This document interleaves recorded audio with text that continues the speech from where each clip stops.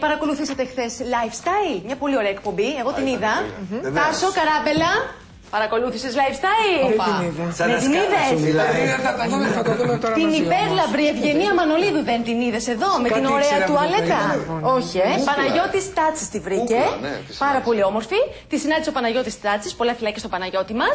Η οποία μιλάει η Ευγενία Μανολίδου και για τα χαμηλά ποσοστά τηλεθέασης στο Dancing Daily, αλλά και ήδη αποκάλυψε, Λεάνα μου, ότι όπως μπήκε στην τηλεόραση, έτσι και θα φύγει. Έκανε και προτάσεις για το τι να πιούν αυτοί. Είναι λίγο πρισμένη.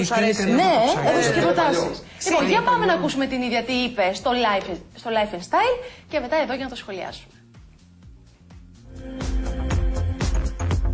Τότε που είχες κλάψει την εκπομπή, το έχεις κάνει επειδή είχες μεθύσει, φαντάζομαι. Αλλιώς δεν θα το έκανε. Δεν είχα μεθύσει, βρε Παναγιώτη, δεν είχα μεθύσει. Απλώς είχες πει. Απλά είχα χαλαρώσει λίγο. Ναι. Εσύ πιστεύεις ότι θα το γεμίσει το στάδιο? Τι στάδιο, όχι. Γιατί? Στάδιο όχι, αλλά. Τη λυρική. Το μεγάλο μουσικής. Το ηρώδιο. Να σου πω κάτι. Ναι. Όταν είσαι πάνω στη σκηνή έχει τόσα πολλά φώτα που δεν βλέπεις πόσοι άνθρωποι είναι κάτω. Ναι. Είναι απίστευτο το έχει συγκινηθεί. Το χειροκρότημα μόνο μετράει. Συγκινείσαι τόσο αλήθεια όταν μιλάς για τη δουλειά σου, για τη μουσική σου, για τη δουλειά.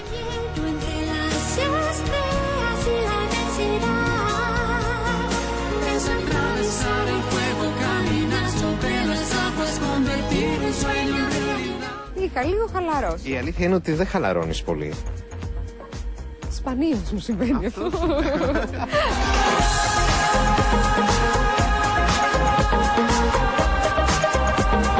Δεν σε έχει ρουφήξει η τηλεόραση? Δεν νομίζω. Είναι μία δουλειά. Είναι μία δουλειά. Έχουμε δώσει πάρα πολύ σημασία σε αυτό. Δεν είναι σωστό. Είναι απλώς μία δουλειά. Μία όμορφη δουλειά. Μια πολύ ενδιαφέρουσα δουλειά. Εγώ μαθαίνω πάρα πολλά πράγματα, ειδικά τώρα στο Daily. Μαθαίνω τόσα σε ένα μήνα, όσα δεν έχω μάθει στα 2 χρόνια με τα προηγούμενα. Ναι.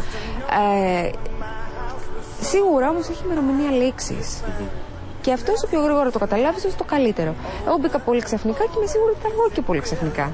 Σε όλη αυτή την πορεία των 2 χρόνων, υπήρξε κάποια στιγμή που ένιωσες να το χάνεις? Στην αρχή. Στην αρχή? Στην αρχή. Ήρθα, αλεξιπτωτιστής σε έναν χώρο που δεν ήξερα καθόλου. Και πάταγα συνέχεια σε ναρκοπέδι. Ήμουν συνέχεια στο ναρκοπέδι. Πάταγα συνέχεια νάρκες.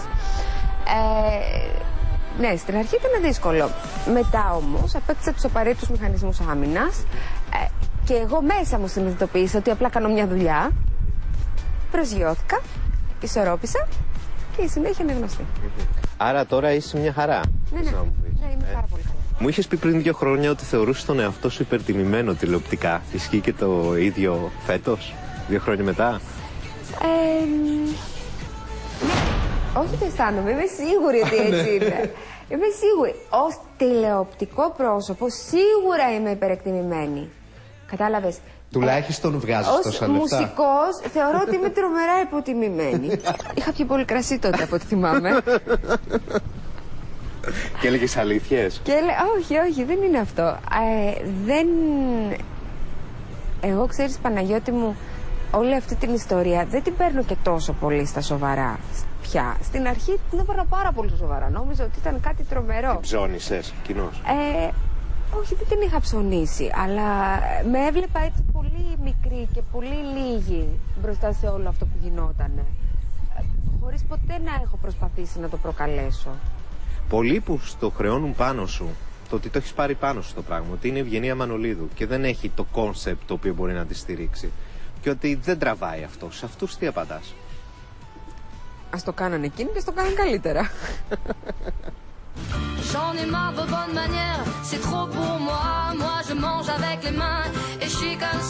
Στην προηγούμενη συνέντευξη, να γυρίσω και μην μου πεις ότι ήταν το κρασί μόνο, μιλώντας για τη μουσική σου. Θα μου πεις, μα είχες τόσο πολύ ανάγκη να μάθει ο κόσμος τι κάνεις? Εδώ είναι η αδυναμία μου. Είχες? Είχα. Το χειροκρότημα ήθελα, τίποτα άλλο. Το παίρνεις? Τώρα πια, ναι. Ναι.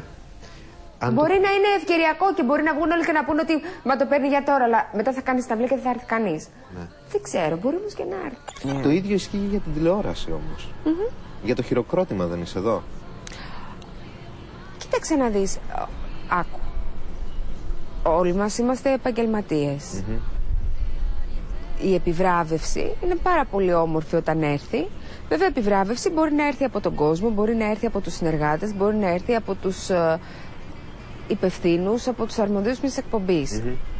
Εγώ σου μιλάω ειλικρινά, στην παρούσα φάση εισπράττω τόσο θετικά σχόλια όσο δεν έχω εισπράξει τα 2 τελευταία χρόνια που βρίσκομαι σε αυτό το χώρο. Η τηλεοπτική προσωπικότητα δεν σου έλεγε τίποτα πριν 2 χρόνια. Ναι.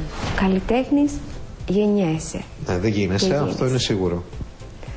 Τώρα, τηλεοπτικό πρόσωπο δεν μου λέει τίποτα αυτός ο όρος. Το ίδιο ισχύει και τώρα. Βεβαίως. Βεβαίως. Μα όλο αυτό είναι πάρα πολύ ρευστό. Είναι ελάχιστοι οι άνθρωποι που έχουν αντέξει στο χώρο της τηλεόρασης πολλά χρόνια. Και αυτοί οι άνθρωποι είναι απλά η εξαίρεση που επιβεβαιώνει τον κανόνα.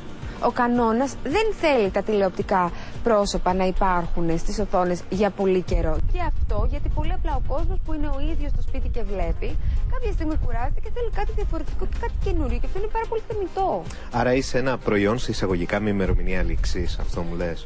Δεν μπορεί αυτό να το λέει κάποιος για τον εαυτό του. Αυτό είναι θέμα χρόνου. Ναι. Τη λήξη δεν τη βάζει στο γιαούρτι, ο κατασκευαστής τη βάζει.